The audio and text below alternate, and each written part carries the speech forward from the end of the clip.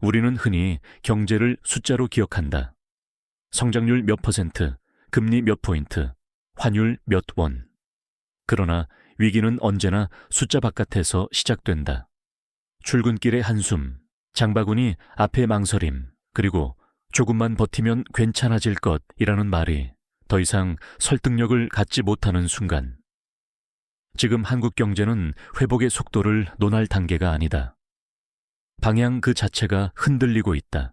불과 몇 년 전까지만 해도 우리는 위기를 관리할 수 있다고 믿었다.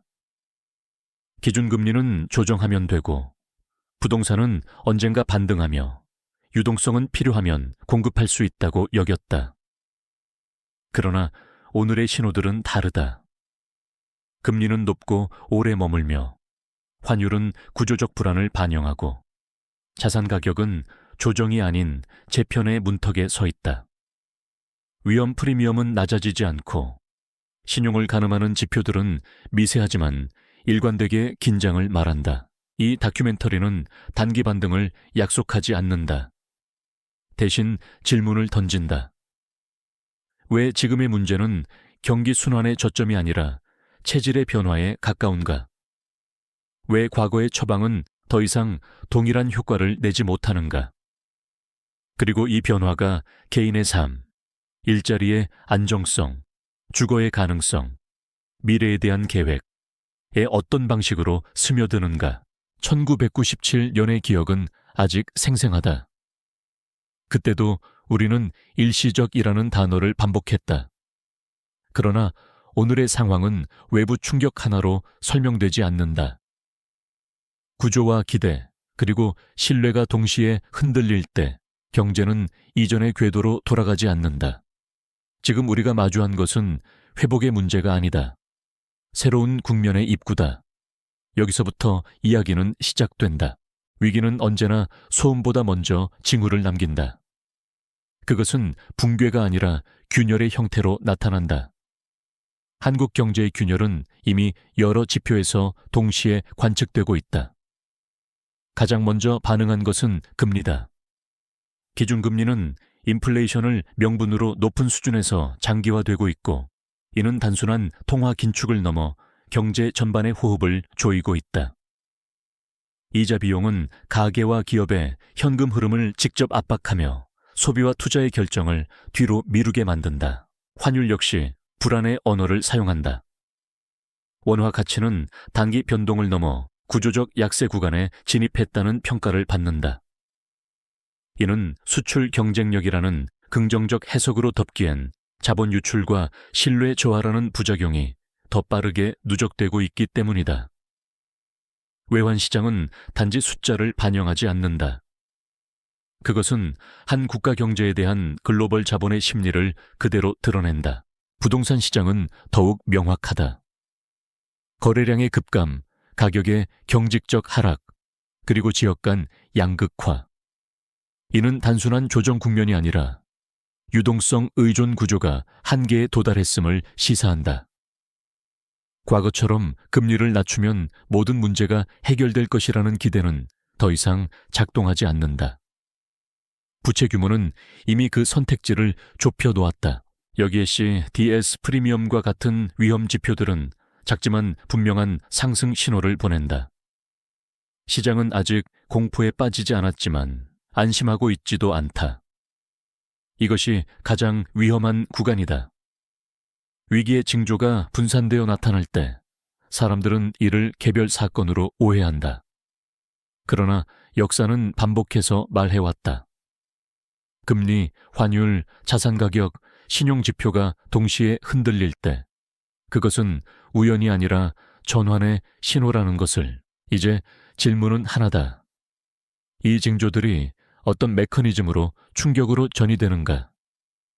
다음 장에서 우리는 그 구조를 해부한다. 경제 충격은 하나의 사건이 아니라 연결된 고리의 연쇄 반응이다. 그 출발점은 대개 금리다. 금리가 오르면 자금의 가격이 상승하고, 이는 곧바로 부채 의존도가 높은 가계와 기업의 선택지를 줄인다. 이자 부담이 현금 흐름을 잠식하면 소비는 방어적으로 변하고 투자는 연기된다. 문제는 이 과정이 선형적으로 끝나지 않는다는 데 있다. 소비 위축은 매출 감소로 이어지고, 매출 감소는 고용과 임금에 압력을 가한다. 다음 고리는 자산 가격이다. 부동산과 주식은 미래 소득에 대한 기대를 담는 그릇이다. 금리 상승과 유동성 축소는 이 기대를 할인한다.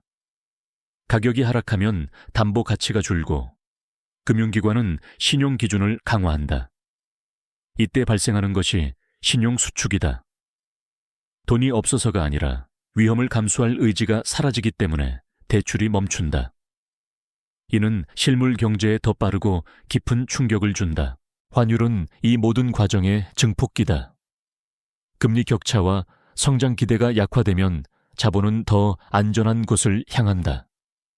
통화 가치 하락은 수입 물가를 자극하고, 이는 다시 인플레이션 압력으로 돌아온다. 중앙은행은 선택의 딜레마에 놓인다. 물가를 잡기 위해 금리를 유지하면 경기 침체가 깊어지고, 경기를 살리기 위해 완화하면 환율과 신뢰가 흔들린다. 이 딜레마가 길어질수록 정책의 유효성은 감소한다. 국가 위험을 측정하는 지표들은 이 구조를 집약해 보여준다. CDS와 같은 신용지표가 완만하게 오를 때 시장은 이미 최악은 아니지만 이전과 같지도 않다는 판단을 내린 것이다. 이는 공포의 단계가 아니라 경계의 단계다. 이 시기에 발생하는 작은 충격, 부실 기업의 연쇄 도산, 금융기관의 유동성 경색, 은 시스템 전반으로 빠르게 전파된다. 결국 경제 충격의 본질은 신뢰의 붕괴다. 신뢰가 약해질수록 사람들은 미래를 축소해 생각한다. 소비자는 지출을 미루고, 기업은 투자를 접으며 금융은 위험을 회피한다. 이렇게 형성된 악순환은 단기 처방으로 끊기 어렵다. 다음 장에서는 이 메커니즘이 실제로 어떤 나라들에서 어떻게 전개되었는지 글로벌 사례를 통해 확인한다. 위기의 구조는 국가마다 다르게 보이지만 전개 방식은 놀라울 만큼 유사하다. 1997년 IMF 외환위기의 한복판에 섰던 한국은 급격한 자본 유출과 환율 폭등을 동시에 경험했다. 당시의 핵심은 외화 유동성이었다. 당이 외채에 의존한 금융 시스템은 신뢰가 무너지자 순식간에 마비되었고, 구조조정은 고용과 임금을 직접 타격했다. 회복은 가능했지만 그 대가는 사회 전반에 깊은 흔적을 남겼다. 아르헨티나는 반복되는 위기의 전형이다. 고금리와 재정 적자, 통화 신뢰 붕괴가 맞물리며 환율은 급락했고, 인플레이션은 일상생활을 파괴했다. 문제는 단순한 경기 침체가 아니라 통화에 대한 신뢰 상실이었다. 사람들은 자국 통화를 보유하지 않으려 했고, 이는 다시 환율과 물가를 자극하는 악순환으로 이어졌다. 그리스의 사례는 부채의 정치 경제를 보여준다. 유로존이라는 통화체제 안에서 금리의 완화 혜택을 누렸지만 생산성과 재정의 격차는 누적되었다. 위기가 현실화되자 선택지는 제한적이었다. 긴축은 불가피했고, 그 충격은 실업과 사회 갈등으로 나타났다. 성장의 문제는 시간이 아니라 구조의 문제라는 점이 분명해졌다. 터키는 정책 신뢰의 중요성을 드러낸다. 인플레이션에도 불구하고 통화 정책의 일관성이 흔들리자 시장은 즉각 반응했다. 통화 가치는 급락했고, 외화 부채를 보유한 기업과 가계는 동시에 압박을 받았다. 베네수엘라는 더 극단적이다. 생산 기반 붕괴와 통화 남발은 경제를 관리 불가능한 상태로 몰아넣었다. 화폐는 교환 수단의 기능을 잃었고, 개인의 삶은 생존의 문제로 축소되었다. 이 사례들이 공통적으로 말하는 것은 하나다. 위기는 어느 날 갑자기 발생하지 않는다. 금리, 환율, 부채, 신뢰가 오랜 시간 어긋나며 누적된 결과다. 그리고 한번 구조적 전환이 시작되면 과거의 성장 경로로 돌아가는 데에는 훨씬 더 큰 비용이 든다. 그렇다면 이러한 전환이 한국 경제와 개인의 삶에 어떤 의미를 갖는가? 마지막 장에서 우리는 그 질문에 답한다. 이제 질문은 더 이상 회복은 언제인가가 아니다. 한국 경제가 맞닥뜨린 변화는 성장률의 반등이 아니라 삶의 조건이 바뀌는 과정에 가깝다. 고금리와 변동성 높은 환율은 기업의 투자 결정을 보수적으로 만들고, 이는 고용의 질과 안정성에 직접적인 영향을 준다. 부동산 시장의 재편은 자산을 통한 계층 이동의 사다리를 좁히고, 가계부채는 소비 여력을 구조적으로 제한한다. 이 모든 변화는 통계보다 먼저 개인의 일상에서 체감된다. 정부와 중앙은행의 대응은 불가피하게 제약적이다. 물가 안정 없이는 신뢰를 지킬 수 없고, 신뢰 없이는 어떤 정책도 작동하지 않는다. 동시에 과도한 긴축은 실물 경제의 회복력을 훼손한다. 결국 정책은 속도 조절과 피해 최소화에 초점을 맞출 수밖에 없다. 유동성 공급은 선택적으로 이루어지고, 재정은 효율성과 지속 가능성을 요구받는다. 과거처럼 모든 문제를 한 번의 정책 전환으로 해결하는 시대는 지났다. 이 국면에서 개인에게 필요한 것은 예측이 아니라 준비다. 레버리지에 대한 인식은 근본적으로 바뀌어야 한다. 높은 수익을 전제로 한 차입 구조는 가장 먼저 취약해진다. 현금 흐름의 안정성, 고정비의 관리, 그리고 자산의 분산은 선택이 아니라 생존 조건이다. 동시에 기술과 역량에 대한 투자는 중요해진다. 구조가 바뀔 때 가장 큰 차이를 만드는 것은 어떤 위치에 서 있는가다. 이 다큐멘터리는 공포를 말하려는 것이 아니다. 오히려 냉정함을 요구한다.